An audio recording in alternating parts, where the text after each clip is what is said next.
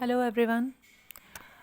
We are reading the chapter number 8 of civics for class 7th, A shirt in the market. और इस chapter में हम लोग read करेंगे कि कैसे एक प्रोडक्ट जो है मार्केट में आता है और किन किन पर्सन के हाथ में से होता हुआ वो प्रोडक्ट फाइनल कंज्यूमर तक पहुंचता है। तो हमने सबसे पहले पार्ट में रीड की थी स्वप्ना की स्टोरी। सपना वॉज अ स्मॉल फार्मर और हमने देखा था वो अपनी कॉटन प्रोड्यूस को बेचने के लिए एक ट्रेडर के पास लेकर आती है जिस ट्रेडर से उसने उधार लिया हुआ है।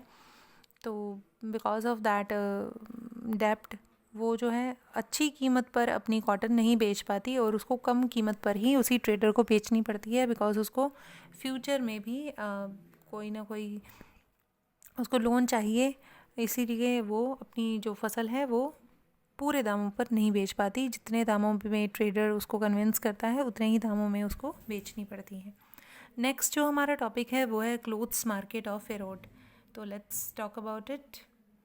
Erode's bi-weekly cloth market in the Tamil Nadu is one of the largest cloth markets in the world. तो तमिलनाडु में वीक में 2 बार लगती है ये मार्केट और तमिलनाडु में सिचुएटेड है।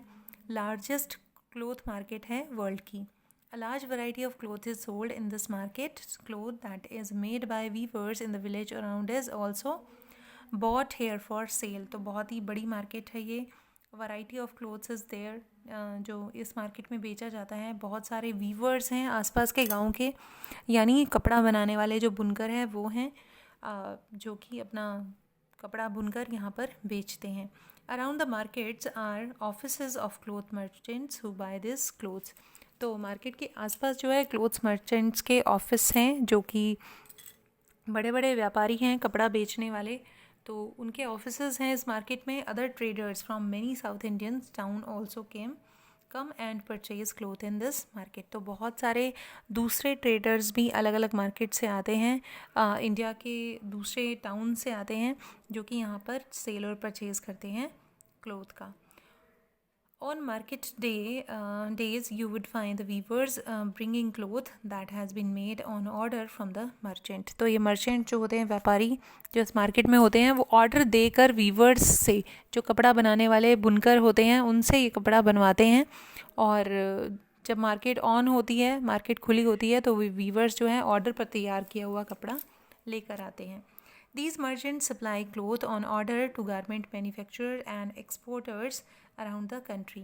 तो ये जो मर्चेंट्स है ये सप्लाई करते हैं अपना कपड़ा किस किस को, गारमेंट मैन्युफैक्चरर्स को जो आगे गारमेंट बनाते हैं, कोई भी ड्रेस बनाते हैं उस कपड़े की, या एक्सपोर्टर जो कि बाहर एक्सपोर्ट करते हैं उसको। कपड़े से बनी हुई कोई भी ड्रेस हो सकती है, शर्ट हो सकती है, या कुछ भी जो वो कपड़े से बनाकर आगे एक्सपोर्ट करते हैं दूसरी कंट्रीज़ में। They purchase the yarn and give the instruction to the weavers about the kind of cloth that is to be made. तो वो क्या करते हैं, यार्न परचेज करते हैं, यानी उनसे धागा लेकर, और उसके बाद वीवर्स को इंस्ट्रक्शन देते हैं कि किस तरह का कपड़ा जो है डिमांड किया है बाय द अदर ट्रेडर्स, तो वैसा ही कपड़ा वो वीवर्स को बनाने के लिए कहते हैं। In the following example, we can see how this is done. तो एक एग्जाम्पल है छोटा सा जिसमें आपको ये दिखाया गया है कि किस तरह से विलेज में ये काम होता है। तो अगर आप इन पिक्चर्स को देखें तो इन पिक्चर्स में टेक्सटाइल की शॉप है और इधर जो है मशीनें हैं जिनसे कपड़ा बनता है। तो बुनकर जिन मशीनों से कपड़ा बनाता है वो मशीन यहाँ पर दिखाई गई हैं। तो ये भी वीवर्स हैं जो अपने घर पर बैठकर जो है कपड़ा बनाते हैं। तो यहाँ पर एक एग्जाम्पल लिया हुआ है, उस एग्जाम्पल को हम रीड कर लेते हैं। This is a merchant's shop in the bazaar. Over the years the traders have developed extensive contact with the garment firm around the country from whom they gate order. तो बहुत country के अलग अलग part से order लेकर merchant जो है Weaver से कपड़ा बुनवाते हैं। These trader purchase the yarn from others. और ये ट्रेडर कहीं और से थ्रेड परचेज़ कर उन वीवर्स को देते हैं, यानी थ्रेड भी इनका खुद का नहीं होता, किसी और से परचेज़ करके थ्रेड जो है वीवर्स तक पहुंचाते हैं। कौन? Merchants. The weavers live in the village around the take yarn supplied by these traders to their homes where the looms are located in sheds adjacent to their houses. तो weavers जो होते हैं उनके घर में लूम लगे होते हैं। लूम वो मशीन होती है जिस पर कपड़ा बनाया जाता है, जिस पर बुनकर जो है कपड़ा बनाते हैं, उसको लूम कहते हैं। तो कहते हैं कि उसके घर में लूम लगा होता है घर के साथ किसी एरिया में, तो ताकि वो अपने घर के साथ साथ कपड़ा भी बना सके, उसको भी उसकी भी देख रेख कर सके और कपड़ा भी बना सके। तो ये काम होता है मर्चेंट का कि उसके घर तक वो धागा पहुंचाए और उसको ऑर्डर दें कि किस तरह का कपड़ा उसको तैयार करना है।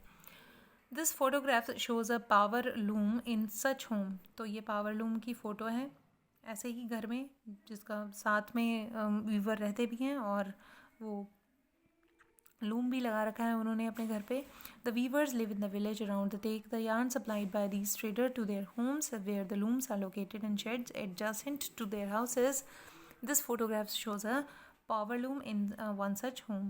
The weavers and their family spent long hours working on these looms. Most weaving units have about 2 to 8 power looms on which the yarn is woven into cloth. तो केवल वीवर ही नहीं बल्कि उसकी फैमिली भी कपड़ा बनाने में हेल्प करती है, और किसी वीवर के घर पे 2 से लेकर 8 तक पावर लूम हो सकते हैं। पावर लूम यहाँ पर बार बार मैं बता रही हूँ, कपड़ा बनाने के लिए जिस मशीन का यूज़ होता है जिसमें धागे से कपड़ा बनाया जाता है उसको हम पावर लूम बोल रहे हैं यहाँ पे। A variety of saris, towel, shirtings, lady dress material and bed sheets are produce in this loom. तो बहुत कुछ बनता है, बेडशीट्स बनती हैं, लेडीज़ ड्रेस मटेरियल बनता है, शर्ट्स का मटेरियल बनता है, या variety of saris and towels are there. तो बहुत सारी चीज़ें बनाई जाती हैं इन लूम्स पे। They are bring back to finished cloth to the trader. Here they can seen getting ready to go to the market in the town. The trader keep an account of yarn given and pays them money for the weaving this into cloth. तो ये viewers जो हैं वो yarn लेकर और finished cloth जो है merchant को सप्लाई करते हैं। तो इसी को हम कहते हैं, नेक्स्ट जो टॉपिक पढ़ने वाले हैं हम वो है पुटिंग आउट सिस्टम। जब अगर मैं आसान से शब्दों में आपको बताऊं तो जब कोई वीवर धागा लेकर मर्चेंट को फिनिश क्लोथ दे देता है, यानी कुछ ना कुछ उसने दिया और फिर लिया, यानी मर्चेंट ने वीवर को यार्न दिया और उसके बाद फिनिश क्लोथ उससे ले लिया, तो इसको पुटिंग आउट सिस्टम कहते हैं। Weavers producing clothes at home. तो ये जो पूरा टॉपिक है वो हम कल के पार्ट में रीड करेंगे। Till then bye bye. Hopefully यहाँ तक आपको अच्छे से समझ आया होगा। Thank you very much.